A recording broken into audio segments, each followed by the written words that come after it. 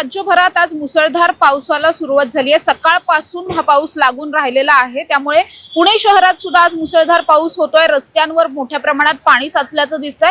त्याचबरोबर वाहतूक कोंडी मोठ्या प्रमाणात झाली। आता मी पुण्यातल्या नवी पेठेच्या परिसरात उभी आहे। नवी पेठेत सुद्धा सकाळपासून खरं तर वाहनांच्या लांबच लांब रांगा लागलेल्या पाहायला मिळतात। खरं तर हे ट्रॅफिक हळूहळू निघतानाही दिसतंय, मात्र ज्या स्पीड मध्ये ट्रॅफिक कमी व्हायला पाहिजे तितक्या स्पीड मध्ये ट्रॅफिक कमी होत नाहीये। कारण मुळातच पाऊस खूप जास्त असल्यामुळे, रस्त्यांवरती खड्डे असल्यामुळे गाड्यांचा स्पीड कमी झालेला आहे। वाहनं खूप हळूहळू चालतात। त्याचबरोबर मोठ्या प्रमाणात आता गणेशोत्सवाचे मांडव पडायला सुरुवात झाली आहे, त्यामुळे आणखीन बरेच अडथळे निर्माण झालेले आहेत वाहतुकीसाठी। त्यामुळे आपण बघतोय की मोठ्या प्रमाणात वाहतूक कोंडी सुद्धा झालेली आहे।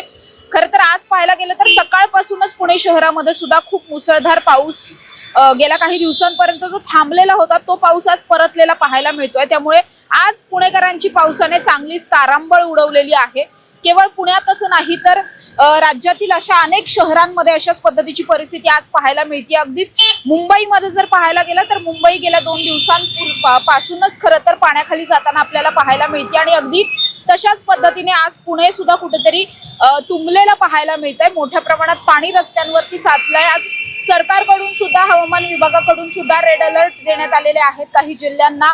पुणे असेल किंवा मग पुणे आणि आजूबाजूचे जे पश्चिम महाराष्ट्रातले काही जिल्हे आहेत, अहिल्यानगर असेल, धुळे नंदुरबार आहे, लातूर आहे, नाशिक आहे, अशा सगळ्या जिल्ह्यांना, बीडला सुद्धा इव्हन येलो अलर्ट देण्यात आलेला आहे।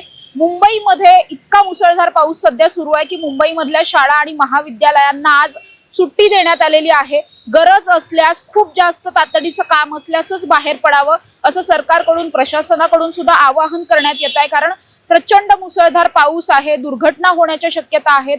बऱ्याच ठिकाणी पाणी तुंबलेलं आहे, रस्त्यांवरती पाणी साचलंय, काही ठिकाणी ड्रेनेज लाईन मधून पाणी वगैरे बाहेर येतंय। अशा पद्धतीच्या अनेक घटना घडतात। अर्थात हे सगळं सावरण्यासाठी, कुठेतरी ही परिस्थिती नियंत्रणात आणण्यासाठी प्रत्येक जिल्ह्याचं प्रशासन त्या ठिकाणी काम करताना दिसतंय। पुण्यात सुद्धा तशा पद्धतीची कामं चालू आहेत। मात्र आज सकाळपासून जो काही पाऊस लागून राहिलेला आहे आणि आजचा दिवसभर अशाच पद्धतीचा पाऊस होण्याची शक्यता सुद्धा हवामान विभागाने वर्तवली आहे। त्यामुळे अर्थातच पुणेकरांनी सुद्धा खूप जास्त गरज असल्यासच घराच्या बाहेर पडावं, अन्यथा घराबाहेर पडणं टाळावं। त्याचबरोबर हे जे काही ट्रॅफिक आता इतक्या मोठ्या प्रमाणात झालेलं आहे, हे ट्रॅफिक जोपर्यंत हा पाऊस ओसरत नाही मोठ्या प्रमाणात तोपर्यंत हे ट्रॅफिक सुद्धा कमी होणार नाही। अशाच पद्धतीच्या वाहनाच्या लांबच लांब रांगा पुण्यातल्या अनेक परिसरांमध्ये खरं तर लागलेल्या पाहायला मिळतात आणि हे ट्रॅफिक कमी करण्यासाठी सुद्धा अर्थातच ट्रॅफिक पोलिसांकडून प्रयत्न केले जात आहेत। मात्र एकंदरीतच पाऊस असेल किंवा रस्त्यांची सध्याची परिस्थिती पाहिली, वॉटर लॉगिंग काही ठिकाणी झालेलं आहे, गणेशोत्सवाचे मांडव काही ठिकाणी पडत असल्यामुळे सणासुदीचे काळ आहेत, बऱ्याच ठिकाणी काही स्टॉल्स वगैरे लागलेले आहेत, विक्रेत्यांचे मोठ्या प्रमाणात अतिक्रमण सुद्धा इव्हन पुण्यामध्ये पाहायला मिळतात। या सगळ्याचाच एकंदरीत असं घडतंय की पुण्यामध्ये मोठ्या प्रमाणात वाहतूक कोंडी जी आहे ती आज सकाळपासूनच सुरू झाली आहे आणि पाऊस जोपर्यंत कमी होत नाही तोपर्यंत ही वाहतूक कोंडी सुटणार सुद्धा नाहीये। कॅमेरा पर्सन निलेश सह समृद्धी जाधव, टॉप न्यूज मराठी, पुणे। घ्या परदेशात भरारी, तेही सर्वसामान्यांना परवडणारी। 1 रुपया भरा आणि थायलंड मध्ये फिरा। सचिन इंटरनॅशनल घेऊन आले आहेत जगातली सर्वात स्वस्त परदेश टूर। पूर्ण 5 दिवसांचं पॅकेज आता फक्त 32,999 रुपयांमध्ये। पॅकेजमध्ये विमान प्रवास, हॉटेल, ब्रेकफास्ट, ट्रान्सपोर्ट आणि प्रेक्षणीय स्थळे। सचिन इंटरनॅशनल 18 वर्षांपासून पर्यटन क्षेत्रातील एक विश्वसनीय नाव।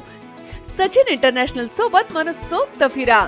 संपर्क 7767989898।